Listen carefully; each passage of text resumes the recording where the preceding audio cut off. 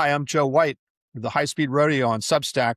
And that is Tu Lee, my podcasting partner in crime here of Sino Auto Insights. And joining us today is Alan Ohnsman, senior editor at Forbes. He has been around the auto industry a long, long time, almost as long as me, maybe longer. And so we're going to talk about a lot of things today, and we're, especially Tesla, but maybe some other things as well.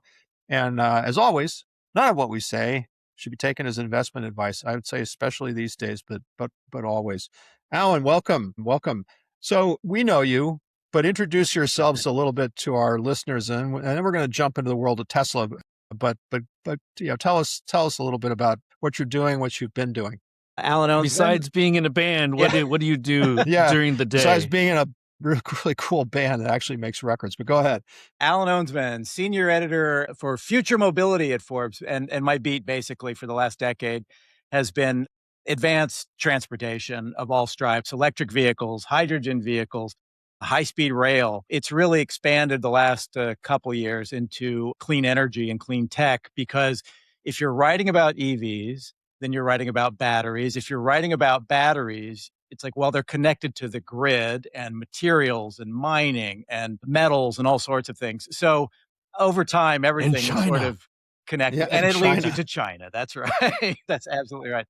Right. And going back a bit, I've been at Forbes for a decade now. Prior to that, I spent 15 years at Bloomberg, where I covered mostly the Asian auto industry for Bloomberg. But I have the distinction, for good or for ill, of creating the Elon Musk beat and Tesla beat in 2006 at Bloomberg, in an era when Elon was just seen as this goofy rich guy who'd made a lot of money selling his financial company to eBay, to PayPal. He was part of the original PayPal mafia. And so it began with their very first public event, July of 2006, was my first introduction to Musk and Tesla. So this marks year 20 of the Elon grind, and I could never have anticipated 2 decades ago where things would end up.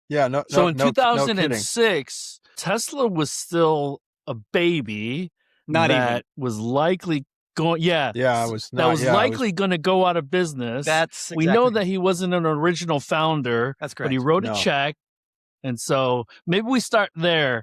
And let's not. We don't have to start all the way back in 2006. No. But I think that's an interesting story, right? Yeah, go ahead. It kind of sets the table. Interestingly, just prior to Tesla's public coming out party, there was a movie called "Who Killed the Electric Car?" This documentary by Chris Payne that came out. And it was all about the story of the EV1 from General Motors. I mean, GM really was ahead of the curve with that vehicle. And it was about this passionate group of owners who didn't want to give their cars up, and they really wanted GM to stick with this program. It was created by, the current president, Mark Royce's dad, who oversaw the EV1 project. And anyway, the documentary was about the rise and fall of this very early iteration of an EV market, which was created by the California ZEV mandate in the late 90s. And the last one on the market was the GM EV1. And it actually was, at that time, the technology was fairly impressive. At the end of that documentary, Chris kind of revealed this company that was coming called Tesla. And literally weeks later, Tesla then had their very first public event showing off the Roadster, which was a modified Lotus Elise with their own battery pack in it. And that event, Elon was not the star. Martin Eberhard was far more the voice of the company at that point. Martin was one of the 3 original founders. Elon was, as Joe pointed out, the guy that wrote a check and got them up and running. I mean, to be fair, he made it real with his money. Had he never gotten involved, it's not clear if they would have gotten off the ground. But at that event, I have very clear memories of meeting Martin, talking to him for a long time, J.B. Straubel, who was designing the battery and motor system. And then they encouraged me to go talk to this other guy, the chairman, who had written the check, Elon Musk. And it wasn't the most interesting interview. I mean, Elon, if you've never spent time with him, has, some personal quirks. So he wasn't quite as media savvy in that era. He wasn't that talkative. And people had warned me that, he's not the easiest interview. So anyway, you set the scene there. And then Arnold Schwarzenegger, who was governor of California at the time, showed up, and that became the whole party. It was all about Arnold at that point. So that was my starting point with. I remember encountering Tesla around about that time, actually probably a couple years later, when they were struggling to kind of get the Roadster, they figure out all these problems with the Roadster, the transmission didn't work and all this sort of, and I guess my takeaway from that, which in hindsight maybe is not such a great takeaway, but my takeaway was, okay, these folks are going to struggle with kind of car company problems. And that turned out not to be their issue for a while. Yeah. But, and I think I want to bring us around now to a little bit more of the present day. And Alan, a piece you just wrote, that now they kind of are struggling with car company problems in the sense of declining demand for the products, old product competitors, who were kind of blitzing them on all sides. Talk about how you see them right now, and particularly sort of where you see, there's some things that are going on at Tesla that are good, but that aren't about cars, right? Let me stop you both right there, because I'm going to tell you my Silicon Valley angle, because I was living and working in Silicon Valley at that time, and I was working at Apple. And if you worked in operations or supply chain at Apple or one of these tech companies, you had the stripes in order to go to any company, because a friend of mine once said, you don't work for Apple or Google or these companies, Meta, you work for Silicon Valley. And then you just transfer jobs in different companies. And so I'd gotten a recruiter contact me and ask me if I wanted to join the sourcing team at Tesla in like 2007 or something like that. And I was like, they were in San Carlos. Remember that, Alan? Yes. They were in San Carlos. They were literally a garage operation at that point. Yeah. That's where I saw them. Yes. Those were the days. But go ahead, too. I was curious enough because of my automotive background that I drove through that San Carlos address, and I was like, oh my God. Because me being from Detroit, I'm thinking, okay, huge factory. I'm just thinking and picturing things a lot differently. And I did not take that interview. I would have left anyways, probably because of how crazy the company was. But that's kind of my claim to fame. And then, lo and behold, we see a couple Roadsters on the road in the coming years. And then I'll let you take over from that point. One thing I will point out is that my thought, and this has kind of come full circle, is that it's a bunch of tech guys trying to build a car. Early days when I was thinking, and it wasn't until the Ford, I think he was the VP of finance that became the CFO, when they started bringing in car guys, that you really saw the maturity come into play with Tesla. And I think they needed that. And I think this is where we are kind of sort of with the automotive people bringing in tech guys. So that's where I'm thinking it's come full circle. But go ahead. Well, I was going to say, Joe will probably remember this, but just to sort of, underline that early phase, it absolutely looked like this thing was going to be a spectacular failure. And in fact, it was. They were out of money at the end of 2008. And I can remember, Joe, I don't know if you remember the 2009 Detroit Auto Show. Elon was there. Yeah. And they were spiraling out of control. They had no money. They had just the whole industry was. And they had just closed their Michigan engineering, because they used to have a Michigan unit. A couple hundred people. You were talking about auto people. They actually did have that in the Detroit area. They had just shut that down. They're completely broke. And it was, I think at that point, the expectation was, we knew this was going to happen. These guys don't know what they're doing. They're going to lose all this money. And that almost happened. And I was sitting with Elon at the Rensen in Detroit, interviewing him. He's very gloomy when he gets a text message and he says, I got to take this. I'll be right back in about 30 minutes. That text message he got was from Daimler, and they were committing to an initial order of battery packs and motors for a pilot EV project in Germany.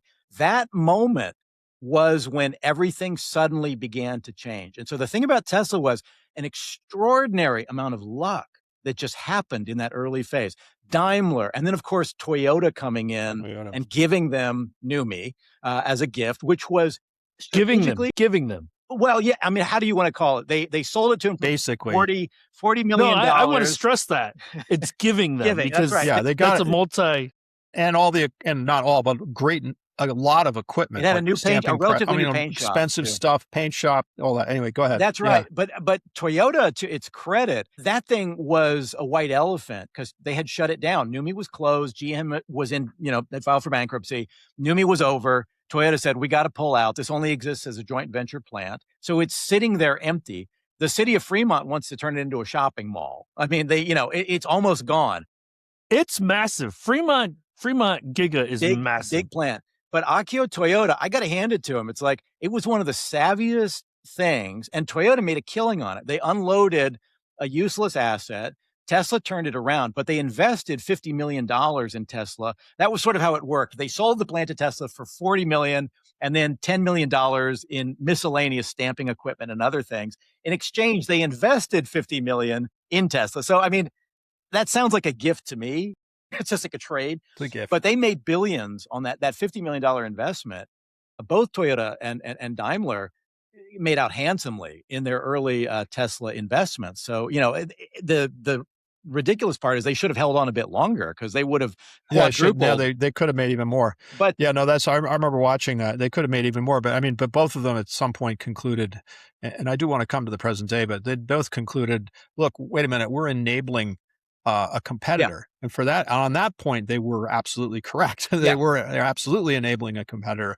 I don't think they may be, I think they may be underestimated. But what I would say to take things to where they are today, it actually goes back to the beginning, because one of the secrets of Tesla, the secret sauce that has been consistent from the very beginning to today, is the battery and their approach to doing an EV battery. It seemed laughable when I sat down with Martin Eberhard and he's explaining their approach. We're going to use 11,000 individual laptop cells, hook them all into a big giant battery pack, and that's how we're going to solve this. And it's like, that's insane. And Detroit felt that way, and every automaker felt that way. It's like, no, you need a breakthrough chemistry, a big cell, not 11,000 little battery cells. Laptop cells is 11,000 failure points. So there was this idea that you've got to use less components. And the remarkable thing is, they were right. I mean, Martin came out of the hard disk drive industry, and he said, on your computer, do you know how many times you have failures in your hard drive? And I said, I don't know. I don't think I ever do. And he's like, almost constantly, but you're not aware of it because there's so much bandwidth in your hard drive that even small failures you're not aware of. And he had that mentality. So that idea, that was not Elon's idea. That came from Martin and the original guys.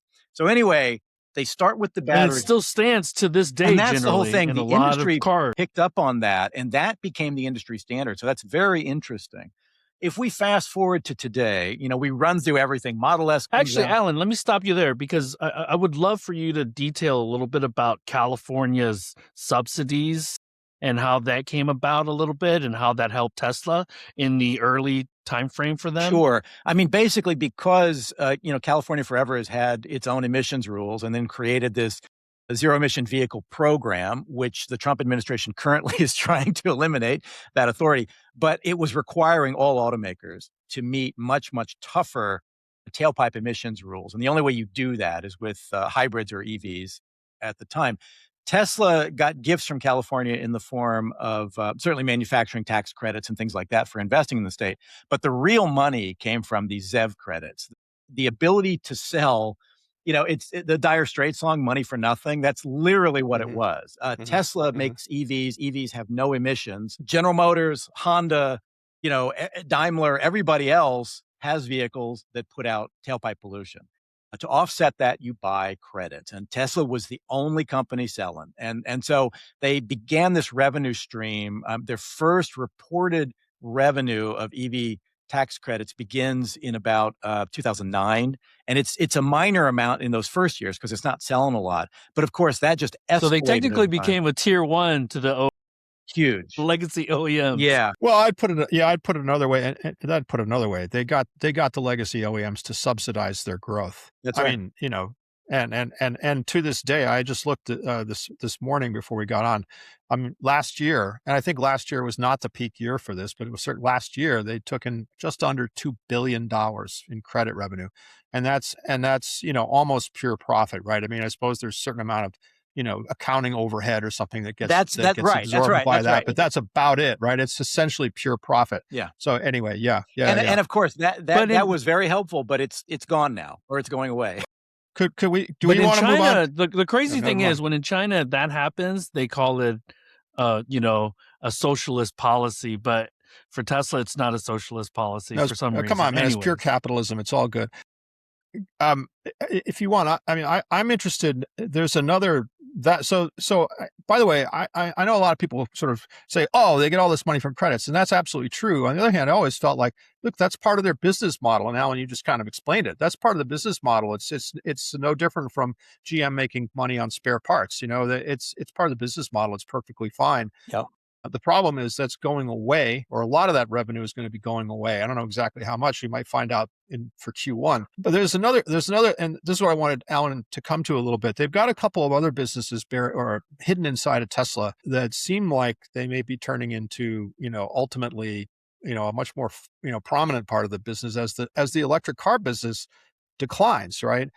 And one of those is batteries and energy storage. And I remember when they first started talking about, kind of putting battery farms around to store energy. And I thought, this is a complete sideline designed to soak up excess battery capacity. I don't have to worry about paying attention to this or understanding how the business works. But you've persuaded me that I'm wrong about that. So explain what they're up to there, because it does seem like Tesla is really starting to become something different from just an EV company. So yeah, talk about this battery thing, and then we can maybe branch out to some other stuff too. Well, yeah, I think that the battery thing, if you've been looking at their financial filings in recent years, energy business for them just keeps going up and up and up. And it's still small relative to the car business, but it's the one true bright spot in their earnings report. As you point out, EV sales are in decline. They've been down 2 years back to back. They will be down again this year. Elon's interest in making EVs clearly seems to be on the wane. He wants to sell you robots and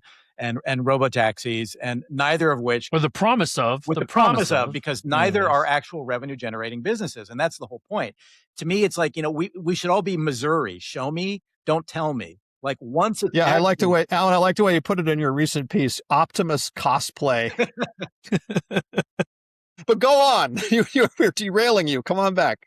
I'm not a very bright person. I'm kind of simple. So I just look at what's the stuff that actually makes money. And cars have been a terrific business for them. That business is in decline. And then you look, at the different operation. It's like, oh, this is interesting.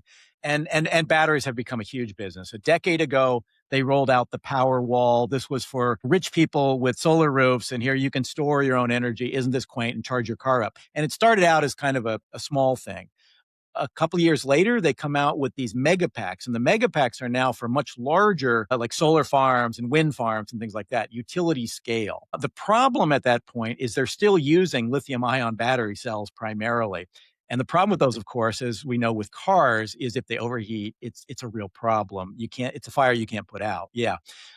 So the big shift has been, towards LFP, China-based cell technology that's going into the mega pack. So CATL, I think, is still their primary supplier at this point.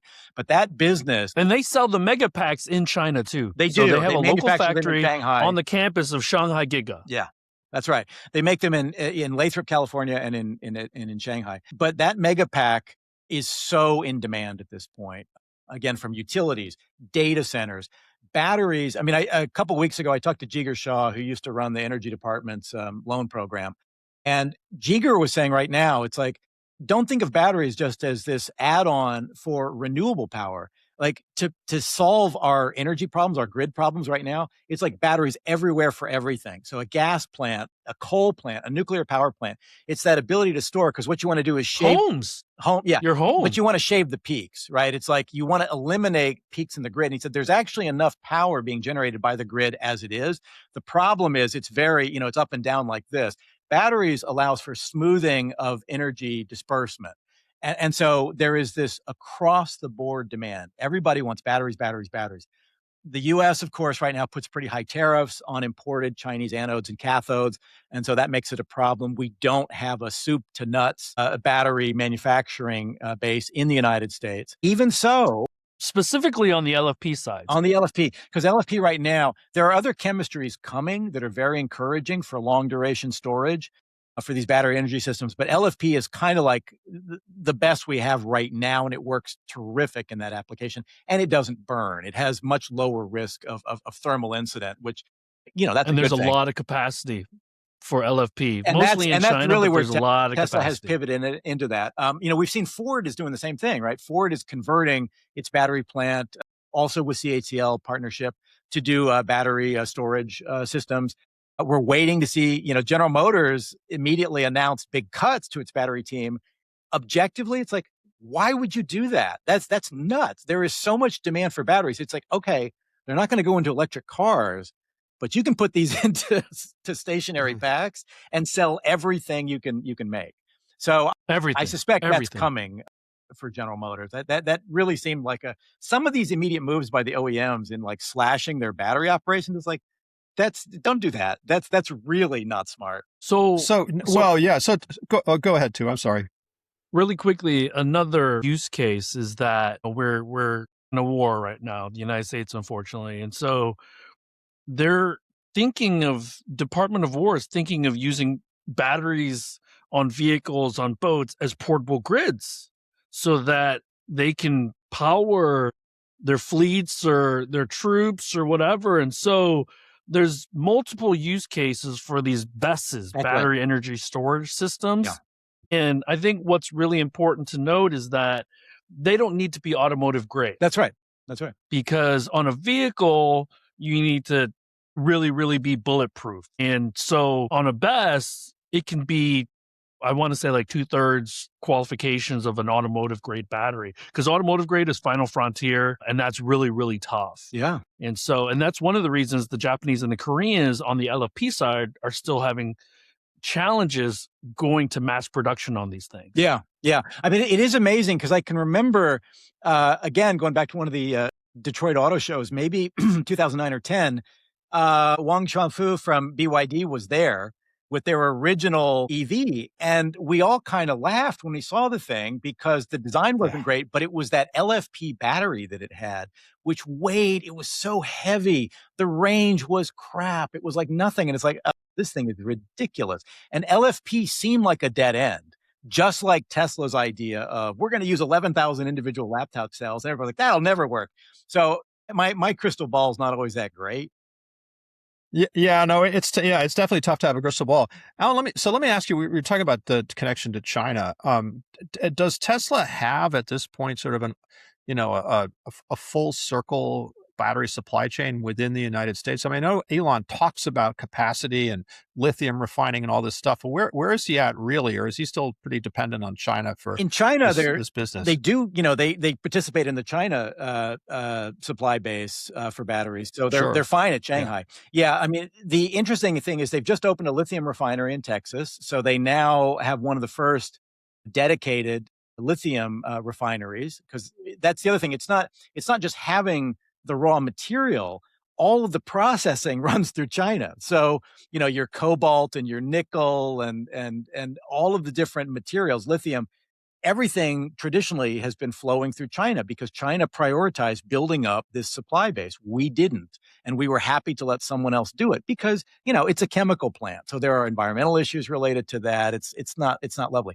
So in answer to your question, no, he's not set up today to do everything. He can do a lot of it, but they are using imported anode cathode materials from Chinese suppliers, from CATL. And so those are coming in with this higher tariff applied. It's like at least 75%, maybe more. But even with that markup, it seems like it still works. And I've talked to some other companies that are using imported Chinese materials, and they're like, yeah, we're eating the tariff, but it's like, we can do it. So it's not a deal breaker. I don't know if we're going to ever be properly set up to do LFP, all of it from A to Z domestically. And the issue is there are interesting new competing technologies coming up, like sodium, iron, not for automotive. These are, again, for... And Lamar. Yeah. I think General Motors has that new... Yeah, they've talked about... GM has definitely talked about that. And Ford. And Ford. As two things, Alan. I think we don't have the time to really build out complete LFP capacity and refining and mining. And then I don't think we have the capital. Okay. So there needs to be around the corner, GM and Ford or whoever on the Western legacy side pulling in a new chemistry or some breakthrough. Now, it doesn't help that BYD just launched a mega charger that can charge in 10 minutes, 80%. Yeah. So we're cycles behind. Oh, yeah. The Western legacy automakers are at least a couple technological cycles behind their Chinese counterparts, which makes it really, really, really difficult. Yeah, but is Tesla that far behind? I guess is another question to look at. Are they, Tesla is the leader in, for battery storage deliveries. I mean, they're like the biggest player in the market because they're the closest thing we have to a legacy player. The issue with them has more to do, again, with sourcing, the entire sourcing of the supply chain for something like an LFP chemistry. They do have to work with CATL to get imported materials. I mean, perhaps at some point CATL or BYD gets permission to do an entirely US-based battery operation. I mean, with the Trump administration, it's hard to say whether they'll allow that or not. But that would be, I think, and that's CATL in particular. I said we'll set up a full operating base in the United States. We can do that, and it's just up to whether the administration allows it or not. But I think your point is exactly right too. That we don't have the time and the money to try to build up something to rival China. The idea is probably we need to think about what's the next chemistry and then really dig in on that one that could be both for stationary storage and for automotive application. Yeah, no, that it's challenging though, right? Because and I think about this a lot. I mean, and again, Tesla maybe is the best positioned Western company or Western based company for this. But the problem I see is that, the Chinese companies, the best of them, right? BYD and then CATL and the best of them. This is a Kaizen kind of a business, right? I mean, you iterate, you have capability and technology, and then you improve and improve and improve and improve. And until they're 15, 20 years or more ahead of anybody out, even I think they're ahead of the Koreans and the Japanese, certainly ahead of the United States in kind of doing that, right? I mean, and it seems it's not the moonshot approach, at least in the auto sector, moonshots have a mixed track record at best. I mean, Tesla was a moonshot, it worked. Saturn was a moonshot for GM, for those of you with super long memories. And we all know what happened with Saturn. It didn't work. I worry about Ford's UE, ultra efficient, whatever they call it, their Skunk Works EV project out in California. That's another moonshot, and it might well be very successful. But will it transform all of Ford back in Dearborn? I don't know. Well, go ahead. So let me stop you there. Let me stop you guys there. Let me get both of your expert opinions on, does Tesla not happen in Detroit? Because GM has the Mountain View office now, with all its connected and a lot of its Super Cruise team out there. Ford had to open a Long Beach office. Okay. Is it that Detroit can't do a technologically advanced electric vehicle in Detroit? This is more philosophical, but does Tesla not happen in Detroit? Because that's the thing. Well, you're talking about like a replica of the Tesla experience. Yeah. Yeah. Because question is, what's the Tesla experience, right? What is the Tesla story right now? That's the whole thing. To your point, I really would question, Tesla remains in the US a monster of the EV market. I mean, it's like them and everybody else is a rounding error. But, last year, for example, we saw General Motors doing some really interesting things. The Equinox is a very attractive, very capable, competent, affordable EV in a good space, in the compact SUV space. They need more of that. And the problem we see in the US EV market, and with Detroit in particular, is they think, I got to recover all my costs immediately, so I'm going to make a $100,000 luxury thing. And the US market does not need any more $90,000 jumbo SUVs, pickups, or ultra luxe EVs. It's like that market is so small. There's and well served. And well served. That's right.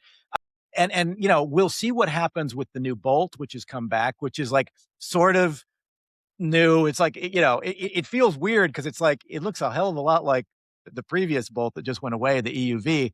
And it's using CATL imported batteries. Using CATL, again, here comes CATL again. That's right. But, General Motors on some levels has been very disappointing because they were very aggressive for a period of time. And then suddenly they're like, oh yeah, we're not going to do that anymore.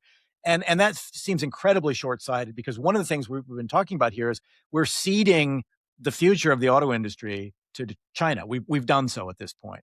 The U.S. is going to become a niche market. The world is not buying pickup trucks and giant SUVs. The United States is like the sole good market for that. And for, Detroit and Ford and Stellantis to just kind of roll over and hunker down in their shells and like, we're just going to keep selling these things. It's like, that seems really dangerous, over the long term. And now that we're in a war and they've written off tens of billions of dollars, each of them, because they want to rewrite their business strategy, now there's an opportunity for EV demand to increase again. Well, I do a newsletter for Forbes as well called Current Climate. And that's actually one of the points I make in the opening segment, which is forget about the climate element of driving an electric car. Set that aside for a moment. There's an energy security issue. There's a national security issue. If you have an EV produced in the United States, powered up by a renewable grid, what do you care what the price of gasoline is? It just doesn't matter. And China right now, I was reading something that, China's imports of oil have actually, declined pretty dramatically. China's still burning a lot of coal because that's all it's got as a domestic energy resource. But it is because EVs are now more than 50% of new vehicle sales there and rising, and it is cleaning up its grid with solar and wind and battery storage. China is insulating itself from some of these geopolitical swings in energy prices. And it's unfortunate that in the rush by the Trump administration to eviscerate the Inflation Reduction Act and roll back EV credits and all of these things, it's like, are you sure you want to do that? Because you're getting rid of a domestic secure energy supply or transportation option that is not dependent on the price of a barrel of oil. Well, then that's the confusing thing to me, Alan, a little bit, because the U.S. government, our government, seems a bit schizophrenic on where we're going to stand in the future with energy policy. And we know that if we want to be independent of China, we need to be writing big checks and letting our policies be consistent across administrations. And unless that happens, both of them need to happen. We're always going to have China in our supply chain.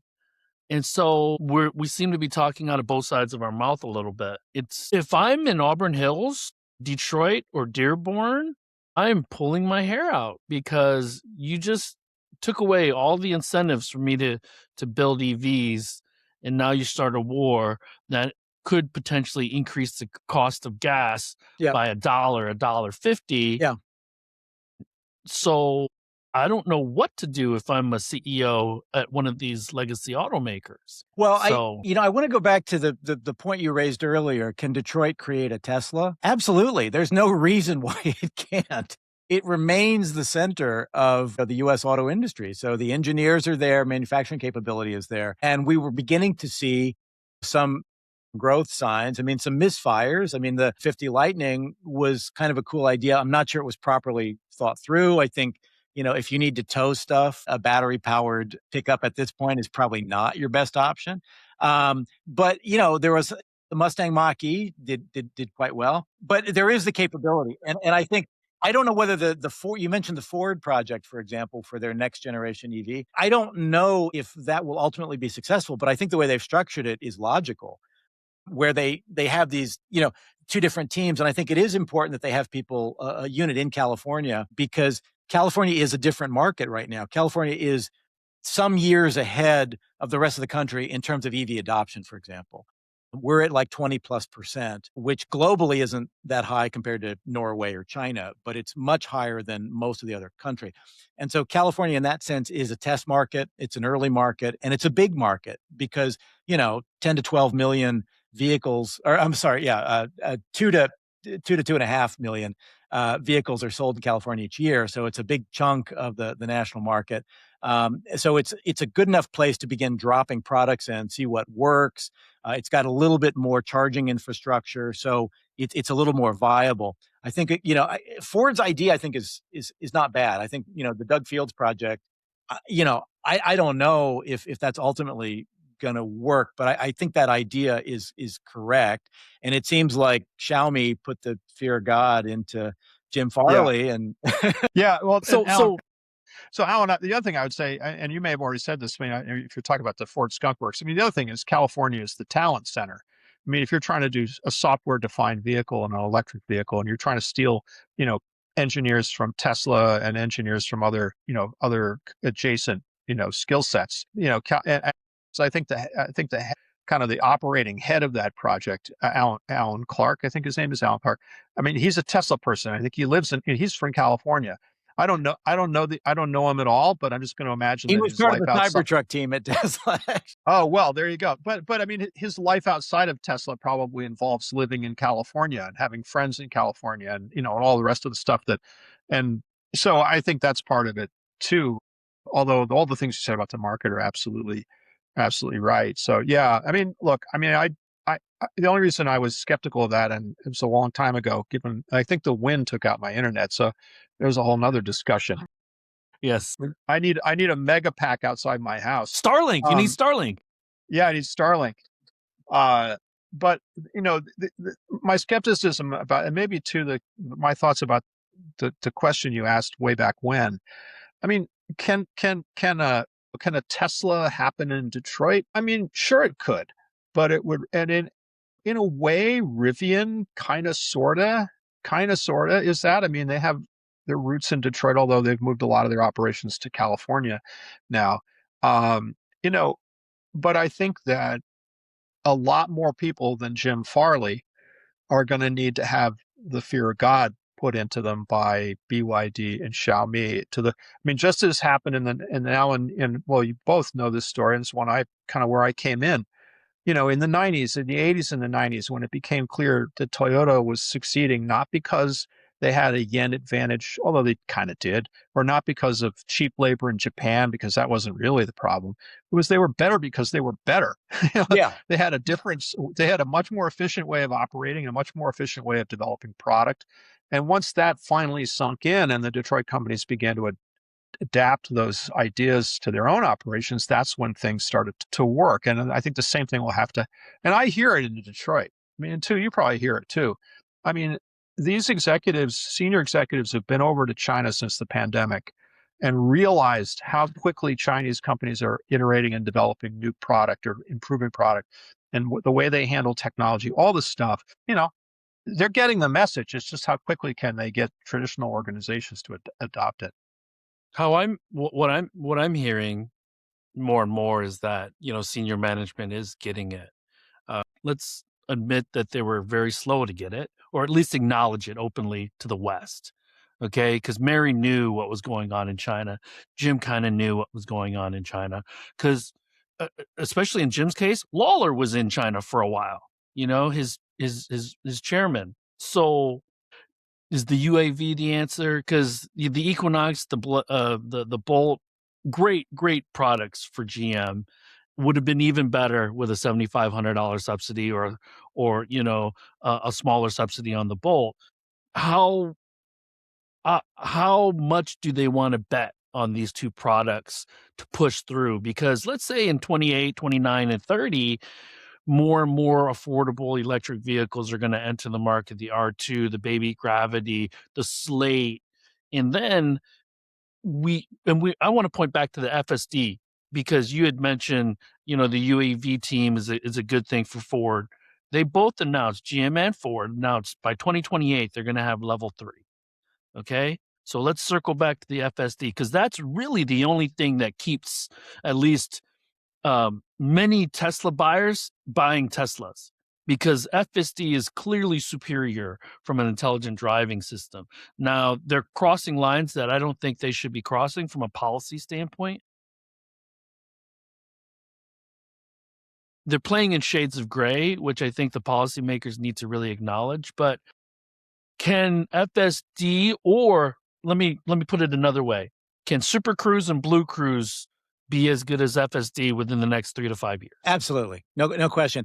I'm not as bullish on FSD as you are. And the challenge is, because of the misleading timelines and statements that have been made about that for years. Again, it's like, fool me once, shame on you, fool me twice, shame on me. How many times do we want to keep, there's what Elon says and there's the reality on the ground. And FSD is a flawed system. Now they at least say FSD supervised, meaning you have to pay attention. So it's kind of like calorie free has calories. I don't really understand that. Self-driving, not exactly. Yeah, I call it fake self-driving, and I don't apologize for that anymore. I mean it. It's a fun joke, but it's also true. So it's fake self-driving. You are right. FSD functionally does more than Super Cruise or Blue Cruise or something like that. And that's because the company seems to have been very comfortable being riskier in certain things. Going whole hog from day one. From day one. And again, the fact that you're doing it with just 8 low res cameras is not comforting at all. It's even if you just used better cameras, it would be a better system. One group was testing out a previous iteration up until like last year, the hardware 3 set, and it had what was legally vision that would not even pass the California eye exam, because they were doing it. They were lining the car up and looking at an eye chart and to see what was the resolution from the Tesla system. And it came out like 2060 or something. I mean, it was so legally it wasn't even good enough. It's like Mr. Magoo, for God's sake. Yeah. It's, Gen 4, I guess, is slightly better. But the reason they use low grade cameras is Elon. He just doesn't want to spend any money on proper hardware. That's why he got rid of radar, and it's why he doesn't want to ever go to LiDAR, he says. But the reality is, those additional sensors give you better safety, better performance. I mean, the FSD system today, if you were driving in Austin, for example, it doesn't stop at railroad crossings that come down. We've seen, there was a video last week of somebody showing this happening. That to me is not a safe system. If you're on the highway with FSD and you're staying in your lane, great. It's you can go hands-free, no problem. And that's the whole thing. It's like just the overselling of the capability is what troubles me a great deal. And I think, traditionally we've seen the mainline automakers have been much more circumspect about their claims of what they've can and can't do. They've been sued so many times. Yeah, I was going to say, Alan, you just took the words out of my mouth, which is fine. For 60 years, or more, but certainly since Ralph Nader, they have been, they're in court. And as GM experienced with the ignition switch scandal it's 12, 13 years ago now. I mean, some of this stuff can be really, really, really financially and reputationally damaging, like not just a minor annoyance that you write off. Yeah. I mean, I wonder, and maybe we kind of, we circle for the landing here. Alan, I'd be interested. I mean, you've written a bunch about Tesla and kind of the evolution of the company. We just talked about, FSD was going to be kind of the business of the future, or cybercab, or this or that. I mean, and I know that betting on where Tesla is going to be is a rough game and fraught game to play. But if you kind of had to bet, if you put the pieces together of what you've seen, what does Tesla look like in 2 or 3 years? Well, my approach to writing about Tesla, before I was at Bloomberg, I spent 5 years in equity research departments. I wasn't an analyst. I basically was often ghostwriting equity research reports for Japanese analysts in Tokyo. But 5 years in equity research. So when I think about as a reporter, I want to cover a company like I think an analyst should. And if you're a business reporter, I want to look at what makes money, what works, what doesn't work. And so I really try to filter out what Elon says, because 20 years, it's like, what do they do? It's not what he says on an earnings call. It's what actually happens.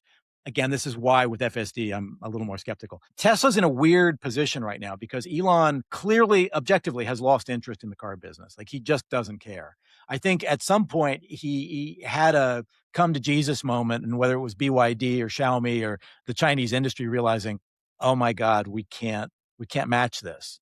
And so he begins this pivot. We're going to be a Robotaxi company. We're an AI company. We're going to make, humanoid robots.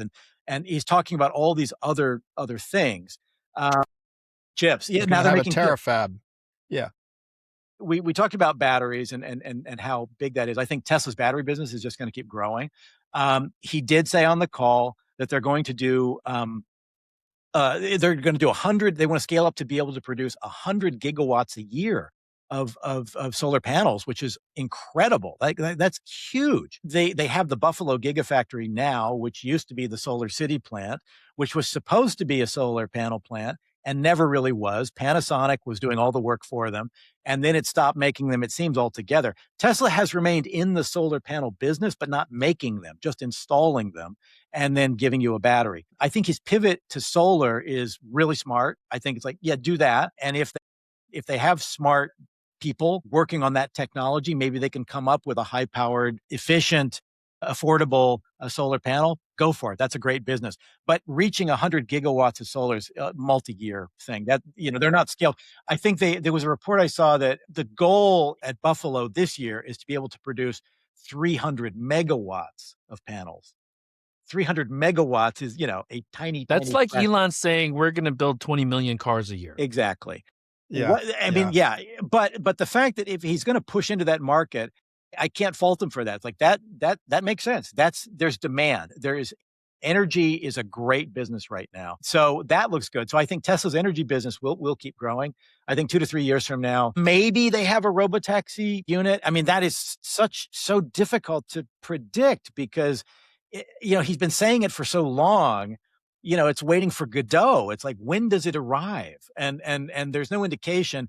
He said, well, by the end of the year, we're going to be in all these markets unless there are regulatory issues. It's like, your tech is not ready. Like, you're just not ready. Waymo is light years more sophisticated, and even Waymo struggles with some things. So business is hard to predict. Will they be selling humanoid robots? I can't begin to guess on that one. I mean, that I have no idea. But I see continued shrinkage in the car business, growth in the energy business, and all the other stuff is like a jump ball. Like, it's really hard to say. Yeah, but they're still worth. Yeah, go ahead. I was going to say they're still worth They're still worth well over $1 trillion. So the three of us are struggling to kind of figure it out. Somebody on Wall Street, or a number of people on Wall Street, still believe that's the Elon factor. And, I mean, it's the ultimate. Yeah, and meme that's stock, the Elon. Yeah, it is the ultimate meme stock. I feel pretty much the same way. I do think it'll be interesting to see if once the SpaceX plus XAI combination goes off, and assuming that a SpaceX IPO happens, at some point, then Elon has a currency in the form of SpaceX stock. And now he has SpaceX stock and Tesla stock, and you can put a value on those things, and then you can combine them and just kind of whip the whole thing into a giant souffle. And then, I don't know. It just seems like it's always dynamic with Elon. So yeah, that's kind of my 2 cents. That's a very accurate statement. I do want to double click on what you had said earlier, Alan, about Elon saw that he couldn't match what was happening in China and said, even if I build a Model 2, it'll need to be a decontented Model 3 with about 6 to 12 inches chopped off of it. And I can't compete.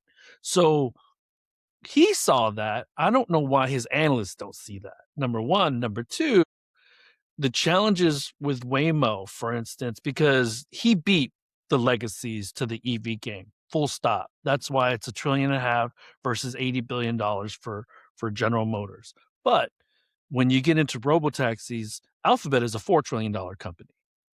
At $1.5 trillion, your guns don't match Alphabet's or Waymo's. Now, Waymo's going to IPO, and I get that $40, $50, $60 billion, but they're still going to have daddy warbucks to pad their stats a little bit.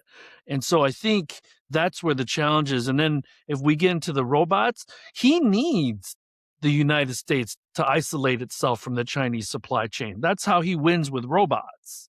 Okay? That's how he's won with SpaceX as well. But, in order to build that competency of humanoids, he's probably going to have to start using Chinese components. Motors and things like that. And so that's the interesting part, because I don't know, unless he's nurturing a bunch of tier 2, tier 3, tier 4 level suppliers to help on the component side. Let's say Optimus is a terrific humanoid. Is he going to also vertically integrate on all the components? Because that gets really expensive and time consuming. And he's not. I want to grab one of the threads you mentioned here, and this is another, I think, key point. And this is where I will say, I roll my eyes when I read some of the, with the Tesla bulls, the equity analysts, the assumptions that they make that, frankly, are not defensible. It's like, I'm sorry, what are you basing that defensible on? There was a recent one by Bank of America, and he said Tesla is the flat out leader in autonomous driving. It's like, I'm sorry, what, where are you getting that? Like, please, are you talking to Missy Cummings? Are you talking to actual researchers in the field who know that? Have you gotten in an autonomous vehicle? Have you ridden it with that? Right. Here's a point I want to make. And to Joe's point, even with all the issues, Tesla's still worth $1 trillion. and that is the Elon factor. I mean, he has this like juice that really like keeps the stock high. I am convinced there is such an overestimation of the value of its robotaxi business. I will, for argument's sake, I will say they could do it. Let's say next year they have a robotaxi business. Here's the problem. When Tesla started out in EVs, it was the only game in town. It had an incredible competitive moat because nobody could match it. And when the Model S came out in 2012, it's like, oh my God, this is from the future. It was such a leapfrog. There is no comparison to that in autonomous driving. Waymo today is the industry leader in the tech, full stop. They just are. Tesla is trying to match Waymo, but at the same time, we have a dozen companies that are moving fast. Wabi, Wave, Motional, Zoox. There is so much competition in that space that Tesla will have no ability to control pricing. So robotaxi rides, right now, Waymo competes with Uber at about the same price. If you factor in the tip, the Waymo ride is about, the same price. 5 years from now, it's going to be less. 10 years from now, it's going to be less. So the robotaxi business is going to be incredibly low margin. It's not going to be, So the idea that it's going to be this endless source of trillions of dollars of new profit is just not. Yeah. And this is no, Alan, I agree with you. And by the way, we could do a whole nother podcast on this because we're coming to almost an hour on this one, but maybe we should have you back to do this because everything you've just said, I agree with. And I've also watched within the last 6 months or maybe a year to 6 months, and even in the last 2 months, you see Uber stepping in now and basically gather, it's the Sauron of driverless cars, the One Ring. One Ring, yeah. They have the network of riders, and they're bringing them all to Mordor. Come on in. Deal after deal after deal after deal. Over AV partnerships. It's remarkable. That's another podcast. We'll come back to that. Over 160 million users of Uber globally. Yeah, and so yeah, and like I said, we should do a whole podcast on that because I've been watching that and they've been accelerating. But I agree your point about FSD and Cybercab being some sort of massive gusher of money. Alan, I agree with you. I don't see that, and yeah, no, it's going to be interesting to watch. I don't see that happening. I think it's the opposite. Let me close this out because I have to double click on what you said about robotaxis, Alan. First of all, let's say Tesla has over 2 million units of capacity globally for production of vehicles. 2.5, actually. Yeah, I'm being kind. It's using far less than that. Yeah. Yes. And so over a million units of production are in China. Okay. So it lives and dies from a production capacity standpoint and sales standpoint from Shanghai Giga. They will not have that market the way they do in robotaxis. They don't have full FSD launched in China. And to your point, Alan, there's already competitors that are not afraid of going lower than them in that local market. So to your point again, Alan, what are these analysts analyzing? How much of the China market are they valuing within this enterprise value that they're saying Tesla is worth? Because that tells, and I've never met any of these analysts when I was living in China or whenever I'm back. So I've never seen them in the China market. So let's assume that they have a spreadsheet that tells them how much the China market is worth, but they've never actually seen it themselves. And so that's kind of the crazy thing to me, because where we give Elon the benefit of the doubt, he privatized space exploration. That's nuts. To think about that alone is nuts. He revolutionized electric vehicles. So, okay, let's be bullish on his capabilities. All right. But we run into realities that these analysts are not acknowledging. And I think that's kind of the challenge that I have with where we are about the conversation on Tesla over the next few years, next several years. Yeah. So that's you're exactly right. Yeah. Joe, you want to close this out? Yeah. Alan, thanks so much for your time. This is a great conversation. And as we said, we ought to have you back. There's a lot of areas you cover. You cover a rich and fertile and very dynamic field, and it's a lot of fun. It's a lot of fun to go. We didn't even talk about his his schizophrenic mind on SpaceX and XAI and how it's same pair of pants, different pockets that he's helping fund all these companies of his, right? Yeah. No, like I said, we could do like a whole series. We could do a whole series. Anyway, thanks everyone for watching, I guess. And we are now, thanks to Tu's tireless efforts, this podcast will be up on YouTube and on the Apple platform, right? Among others. Yes. Too. Yes. Yeah. So audio podcast. We're going to be a lot easier for you to find, and hope you'll join us again when we do this again in a couple of weeks. Thanks, everyone. Thanks, Have a great day. Alan, thanks for joining us. Thank you so much. Great to be with you. See you guys.